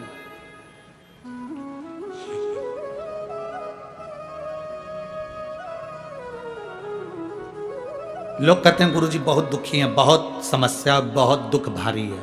होता है, बहुत दुख भारी है। अभी कथा थी, शायद 40 गांव की कथा का स्मरण करा होगा। उसमें एक पत्र था, उसके पति के ऊपर सफेद कपड़ा तक डाल दिया था और डॉक्टर ने उस बॉडी को दे दिया। देखा था आप लोगों ने? देखा था कि नहीं देखा था? बॉडी को दे दिया गया, ले जाओ, ये मर चुका है। पर विश्वास थोड़ी ना मरा था, विश्वास नहीं मरा, मर चुका है, ले जाओ। एक पत्र यहां भी आया, उस व्यक्ति के 2 फोटो लगाए गए हैं। एक पूर्ण तरह से जब शरीर बेकार हो गया उसका, और एक शरीर ठीक हो गया उसका। मेरा नाम नीता गजानन कन्हेर, प्रेम नगर, नागपुर से हूँ। मेरा मोबाइल नंबर ये है, कहीं बैठी हो तो हाथ हिला सकती हैं। अगर कहीं बैठी हो, आप ही हैं, ऐसे हाथ हिला दो। मेरा नाम नीता गजानन कन्हेर, प्रेम नगर, नागपुर से हूँ। मेरा मोबाइल नंबर ये है। मेरे पति श्रीमान गजानन कन्हेर आए हुए हैं क्या? नहीं आए? गजानन कन्हेर 2022 में उनकी तबीयत बहुत खराब हो गई। नागपुर में लता मंगेशकर हॉस्पिटल में उनको एडमिट करा गया। डॉक्टर ने बोला का शरीर का सोडियम पूरा चले गया है और ये ठीक होना मुश्किल है। 2 महीने तक उनको हॉस्पिटल में रखा गया, पर शरीर धीरे धीरे बेकार होता गया। आखिरी में उनको वेंटिलेटर पर डाल दिया गया। वेंटिलेटर पर डालने के बाद में उनका शरीर काम करना बंद कर दिया। गले में से नली डाल दी गई, उसमें से बूंद बूंद पानी देते रहे। शरीर पूरी तरह से बेकार हो चुका था। धीरे धीरे करते करते डॉक्टर ने महीना, 1.5 महीना, 2 महीना निकाला, पर शरीर में कोई आराम नहीं लगा। अब करें तो करें क्या? डॉक्टर ने कहा आप इनको घर ले जाओ। गुरुजी हमने फोटो लगाया है, जैसा हम उनको घर में लेकर आए थे, उनके गले में नली लगी हुई थी। वेंटिलेटर से उनको भेज दिया गया था। एक बॉडी की तरह उनका शरीर था, ना उठ पाते थे, ना हिल पाते थे, ना जान पाते थे, ना देख पाते थे। केवल दवाई देना थी तो गले की नली में से दे दी जाती थी। डॉक्टर के हिसाब से उनका बचना मुश्किल था। हम घर लेकर आ गए, परंतु मन नहीं करा। फिर वापिस हम नागपुर के केयर सेंटर में उनको लेकर गए। केयर सेंटर में फिर उनका इलाज चालू हुआ पर उनको आराम नहीं लगा। हॉस्पिटल की ही नर्स ने कह दिया कि एक काम करो, दवाई तो देती हो ना। फिर वापिस हम नागपुर के केयर सेंटर में उनको लेकर गए। केयर सेंटर में फिर उनका इलाज चालू हुआ पर उनको आराम नहीं लगा। हॉस्पिटल की ही नर्स ने कह दिया कि एक काम करो, दवाई तो देती हो ना, शंकर जी को लोटा भर के जल चढ़ाओ और श्री शिवाय नमस्तुभ्यम का जाप कर कर वो जल इनकी नली में 2-2 बूंद देना प्रारंभ करो। कुंदकेश्वर का नाम लो। सिस्टर के कहने पर हम पहली बार शंकर जी के मंदिर में जल चढ़ाकर जल लाए और वो दवाई के साथ उनको नली से देना प्रारंभ करा और 20 दिन के बाद उन्होंने आंखें खोली और बाबा की कृपा से उनके शरीर ने काम करना प्रारंभ करा। बाबा बाबा है। मैं 2 फोटो लगा रही हूं, एक फोटो में मेरे पति की दशा और दूसरे फोटो में मेरे पति ठीक हुए, उसका फोटो लगा रही हूं। अब ठीक है बाबू, दोनों हाथ हिला दो एक बार। श्री शिवाय नमस्तुभ्यं। शिव तत्व शंभु शंकर ओघड़ी शिव है बेटी, वो ओघड़दानी है, त्रिकालदर्शी। सारी समस्या का हल बेटी, शिव कृपा इसी को कहा। आप आए हो शिव महापुराण की कथा को सुनने के लिए, ना जाने कौन से भाग्य होंगे ये बनी वालों के जो ये कथा यहां पहुंच गई। अब किस्मत आपकी है कि आप कथा के पंडाल तक पहुंचते हो, नहीं पहुंचते। ये आपका भाग्य, आपकी किस्मत।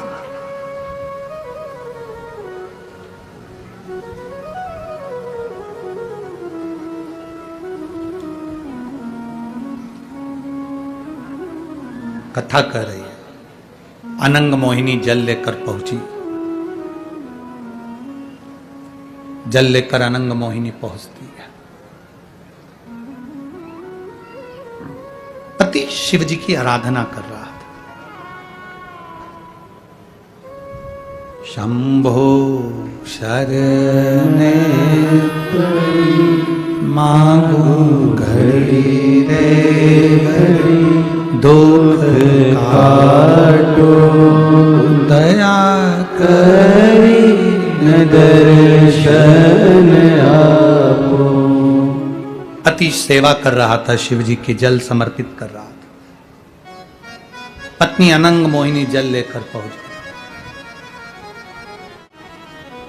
पति ने पूछा जल लाने में बड़ी देरी हो। अनंग मोहिनी ये जल लाने में बड़ी देरी हो गई आपको। अनंग मोहिनी ने कहा कि मैं जल लेकर आ रही थी तो बुजुर्ग कांक रहे थे, चिल्ला रहे थे, उनके पास पहुंची तो उन्होंने आवाज लगाना बंद कर दिया, वहीं से जल ला रही हूं। अच्छा, बहुत शरीर में कष्ट था, देखकर दुखी हो। तुमने कुछ किया नहीं? नहीं। दिवोदास ने कहा, दिवोदास राजा ने कहा ये जल शिव जी को चढ़ाओ, इस जल को तुम पात्र में झेलो और इस जल को मेरे साथ लेकर चलो, अपन उस पर जल का छींटा देंगे। लोग कहते हैं गुरुजी आप कहां कहां से लेकर आते हो? क्या शंकर पे चढ़ा हुआ जल लेकर आना, छींटना, पीना, आचमन करना, ये सब कहां से लाए हो? हम कहते हैं स्कंद पुराण का काशी खंड पढ़ो, और स्कंद पुराण के काशी खंड को पढ़ोगे तो उसमें मिलेगा कि शिवजी पे चढ़े हुए जल का आचमन और शिवजी पे चढ़े हुए जल का अपने ऊपर छींटना या किसी व्यक्ति पर छींटना, उसका फल कितना है, उसका लाभ कितना है। चल लेकर जल चढ़ाया, लेकर दिवोदास अपनी धर्म पत्नी अनंग मोहिनी के साथ पहुंचे और जो पहुंचते से ही दिवोदास ने उन दोनों का जो स्वरूप देखा, देखते से ही अपनी धर्म पत्नी से कहा अनंग मोहिनी तुम इन्हें जानती हो, ये कौन है? अनंग मोहिनी ने कहा मैं नहीं जानती ये कौन। दिवोदास शंकर का उपासक था, शिव की